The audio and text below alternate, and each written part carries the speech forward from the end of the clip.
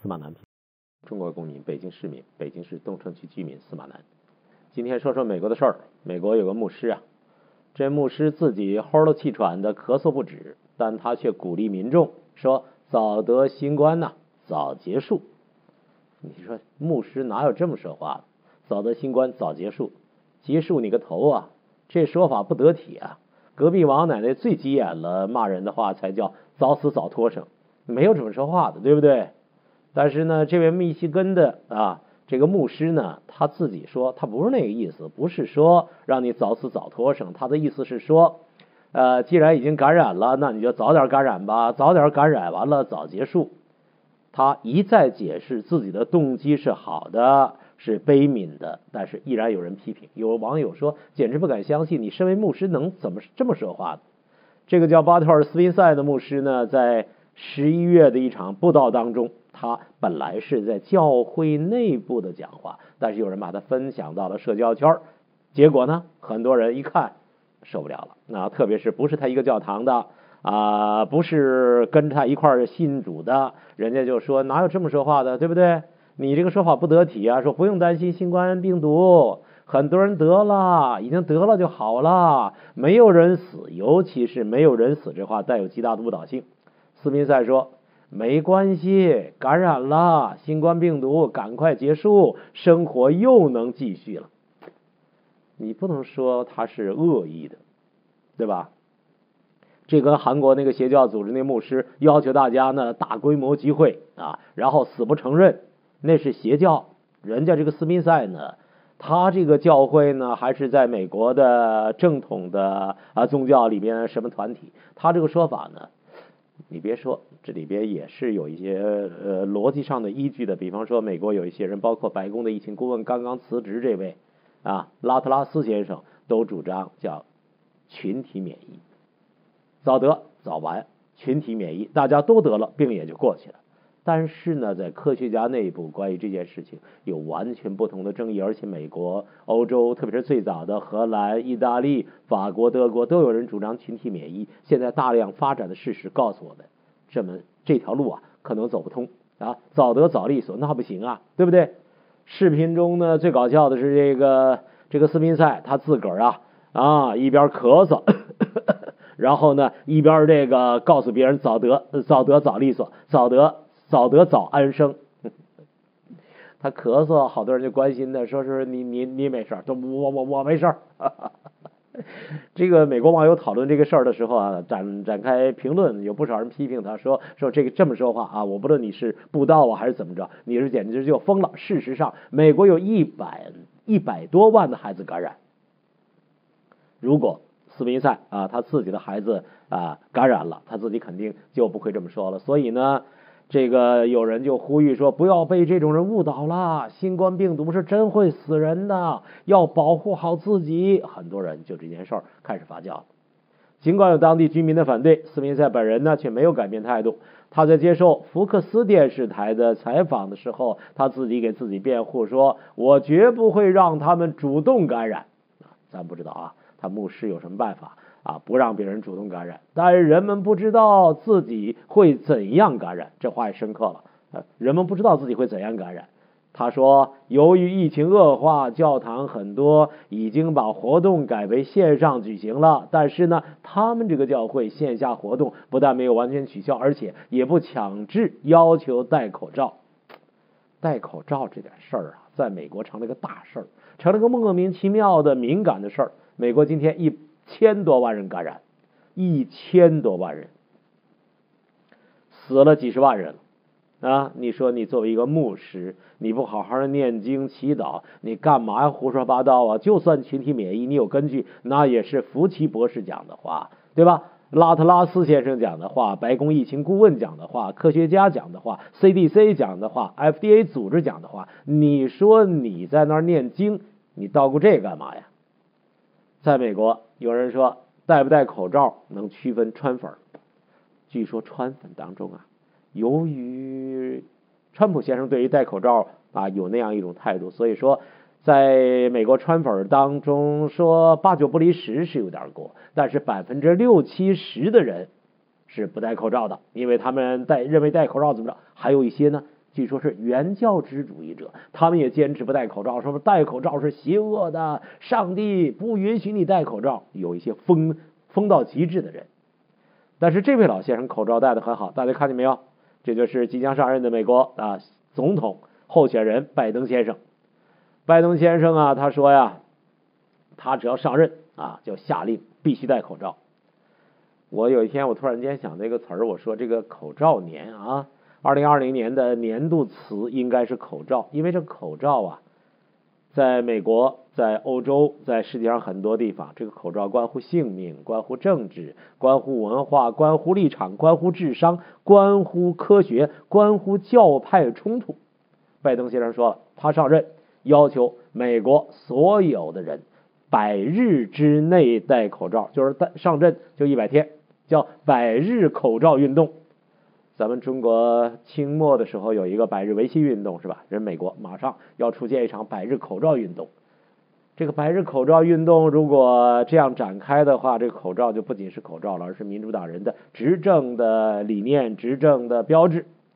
隔壁王奶奶说过这样的话，说我怎么也想不明白，你说美国老头老太太，那政府叫你戴口罩就戴呗，你不戴口罩你怎么那么傻呀？为什么不戴口罩啊？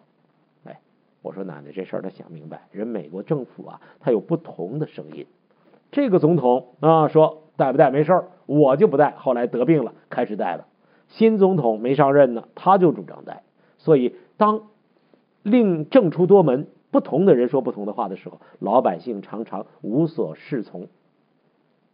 美国 CNN 报道说呢，拜登呢他讲了他将要求美国所有的人在他上任之后这100天，你给我面子你给我面子就是把脸遮起来，100日之内戴口罩，防范新冠肺炎病毒的散播。这显示了拜登防疫的做法迥异于川普。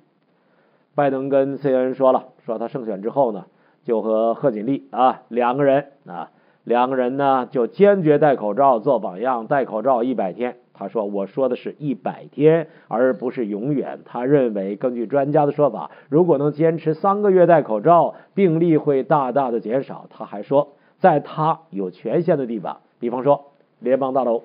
比方说飞机上，比方说公共汽车上，比方说洲际交通运输工具上，必须戴口罩，这是总统的命令。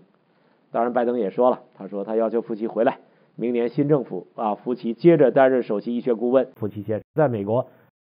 他是钟南山的地位但是拜登先生呢喜欢他，正说明特朗普先生呢不喜欢他，几次想开了他。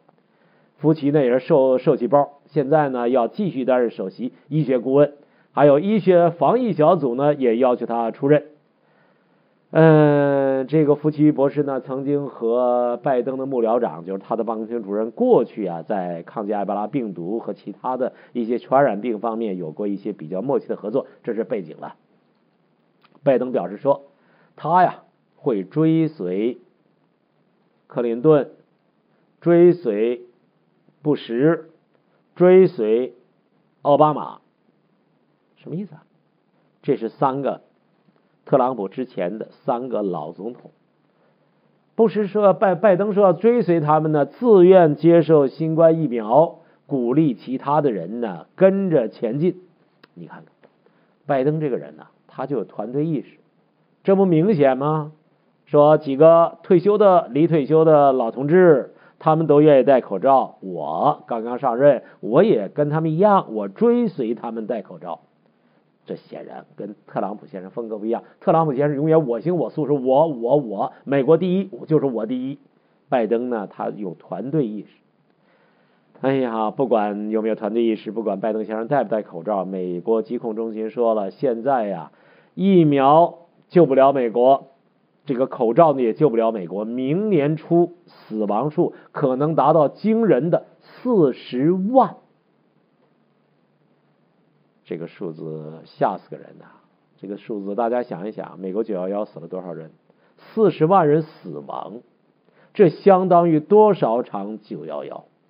所以疫情在美国处于失控的状态，拜登先生即使100日戴口罩这件事情能够落实下去，美国疫情情况怎么样依然是不能乐观。美国疫情呢刚刚过去这周最惨烈了，是吧？专家说1月底死亡人数达到40万。专家强调口罩的重要性，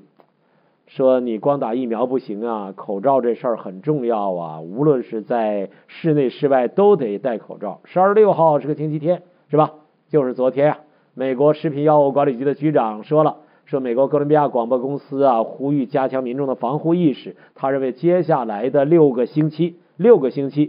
期42天，差不多就是川普先生最后的在任的这段时间，他认为这是最为关键的时期，疫情不容乐观。人们现在还就特别需要强调要自我保护起来，截至明年1月底，因为新冠病毒感染的人数越来越多，那要死40万人，感染的人数那就更多了。所以目前呢，全美国呢死亡人数呢是28万，但是有一种说法说，现在呢大家发现的这只是其中的几分之几，还有一些人根本就没有统计在内。同一天，美国疾控中心的前主任警告人们说，接下来2个月的时间里边，那是说8周是吧？说6周，这个说呢2个月差不多吧，反正1个多月到2个月时间里边，这位这个专家说，官员说，未来这2个月糟糕，非常糟糕。他建议人们佩戴口罩，一旦走出家门，无论室内室外，必须戴口罩。重要的事儿重复8遍，但是在美国这事儿真的太难了。我们中国老百姓实在不能理解，如果不是疫情的话，我们很难相信美国怎么有一些人那么愚昧，怎么就那么顽固？就戴口罩多大个事儿啊，就是不戴，因为不戴口罩也因为初期防疫不力，致使疫情失控，在美国现在导致了高位传染。5天以来，美国新冠肺炎病毒死亡的日增人数每天多少？每天超过2500人。目前呢，美国因为住院的人呢有10多万人呢，医院已经饱和了，再有人的话，医院呢那要崩溃了。每天新增感染人数是多少？每天新增感染人数23万人。我们非常同情那些染病的美国老百姓，非常同情那些因染疫而死亡的美国的老百姓。但是就在这种情况之下，大家还记得吗？中国有一天南方、北方、东方、西方一下子出来17个新冠病毒感染者，那海外的反华的大轮子、小轮子就开始叫嚣起来了。一些人呢就开始做文章，说中国第2次疫情已经来了，中国撒谎，中国现在自己承认17个，肯定不是17个。对，我们不是17个，我们18个。那轮疫情过去了吧？中国今天找到了一个办法，这个办法呢，有人说是戴口罩，有人说是勤洗手，有人说是通风，有人说不聚集，这些都有。但是中国最重要的办法，就是在中国共产党的领导下，中国人民团结起来，组织起来，我们体制度的优势。在这个时候还不相信这一条的人，那如果不是愚蠢的话，那只能说脑子里面坏你就不愿意相信中国人民在中国共产党的领导下抗疫方面取得了成绩。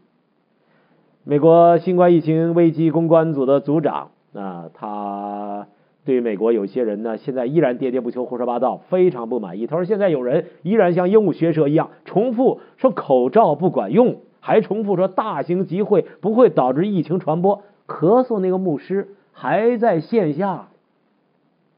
布道，上帝说要有光，上帝说还在那讲呢，而且不要求戴口罩。所以这个美国的专家就不能理解，你说这大型集会你不戴口罩，你不阻止疫情传播，怎么能够纠正得了啊？美国现在正在穿越的是一场最恶劣的公共健康危机，可以说这是最恶劣的一场事件。卫生部长呢，就美国卫生部长星期天宣布说，今年年底之前将会有2000万民众可以接种2种新冠疫苗。年底之前，12月31号之前有2000万人。大家知道美国有几亿人吗？到年底之前最好的结果是2000万人接种。2000万人接种，那这还是小数目啊，那么多老百姓怎么办？所以美国政府它现在有个词儿叫做曲率寄宿行动。曲率寄宿行动，首席科学家说，就是得到食品和药品管理局许可之后啊，那他们呢可以在36小时之内开展疫苗接种工作。但是不管怎么说，这些事情几乎 CDC 的专家认为，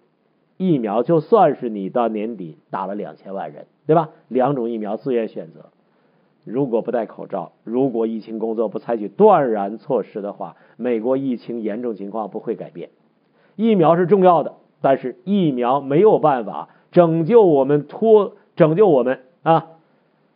离疫情急剧恶化的这种严重的状态。今天呢，特朗普先生又发推说朱利安尼确诊得了新冠肺炎。朱利安尼什么人呢？朱利安尼是对特朗普先生来说极其重要的人，因为他呢在特朗普先生不承认选举结果嘛，朱利安尼在领导人们推翻呢选举结果的斗争当中，他担任特朗普先生的顾问，在法律上出主意，到处打官司，募集资金打官司推翻这个结果。对特朗普先生来说，这个人现在太重要了。但是就在这个时候，朱利安尼他叫鲁迪·朱利安尼，完了，检测阳性。特朗普先生表扬他，说他是迄今为止纽约历史上最伟大的市长，说他一直坚持不懈地揭露美国历史上最腐败的选举，说他对这个新冠肺炎病毒的反应很不幸，检测阳性。但是特朗普先生有上帝的口吻，他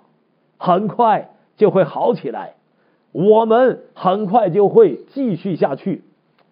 特朗普先生爽啊，老头说了，他不用等到2024年，他准备3个星期之后呢就到白宫去上班，反正是不认账。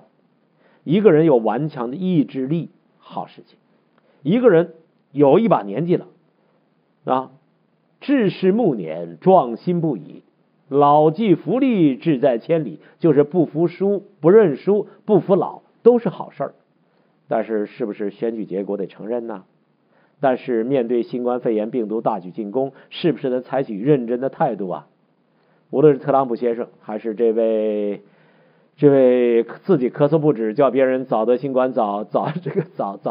结束的这位牧师先生，都需要尊重实际。说到底是主客观之间的关系问题，人命关天啊！中国人最重要的人权观念是人命关天，在人命面前，在人民的健康面前，没有什么比它更重要。这是中国人的人权理念。感谢收看，下期见。